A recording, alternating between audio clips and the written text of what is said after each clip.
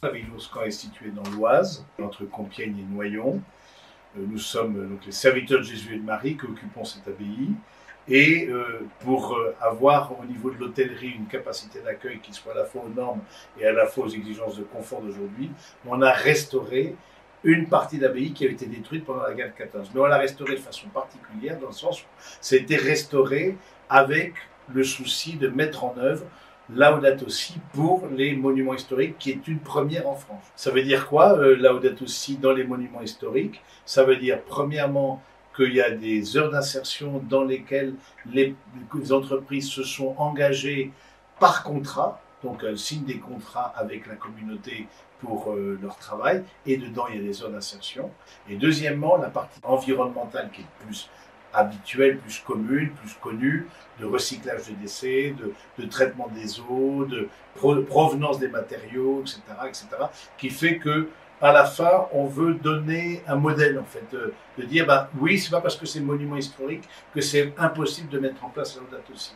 Comment vous avez fait pour vérifier cette insertion professionnelle des gens éloignés de l'emploi dans votre chantier? Il y a un comité d'insertion qui s'est créé et qui fait que ce comité, avec Pôle emploi, avec l'ARC, c'est-à-dire la mission locale pour l'emploi, avec la ville de Noyon et la ville de Compiègne, se réunit et les entreprises, chaque trimestre, donnent leurs heures d'insertion. On peut vérifier entre les heures d'insertion et l'engagement qu'ils ont pris sur le marché.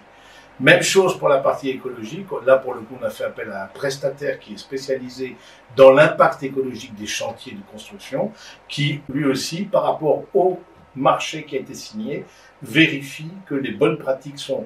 Par exemple, on ne fait pas de ciment à même la terre, on met un bac pour recevoir le ciment, pour pas que l'eau coule, des tas de détails comme ça. C'est un prestataire qui est spécialisé dans l'impact environnemental des chantiers de construction qui vient chaque mois. Est-ce que vous pouvez donner un ordre de grandeur du nombre d'heures de personnel inséré? Alors, le nombre d'heures sur le chantier, c'est 8000 heures. 8000 heures qui représentent à peu près 10% du chantier, qui représente un coût supplémentaire de à peu près 500 000 euros, donc sur un budget de 8 millions. Je n'ai pas encore les chiffres de l'impact environnemental, parce que le fait d'avoir une démarche environnementale coûte. On a demandé aux entreprises de leur dire, si on ne vous avait pas demandé de respecter une charte de chantier vert que vous avez signée quand vous avez signé les contrats, combien en moins ça vous aurait coûté? Alors donc on attend encore la réponse. Je lance un appel, vraiment un appel à ceux qui nous écoutent.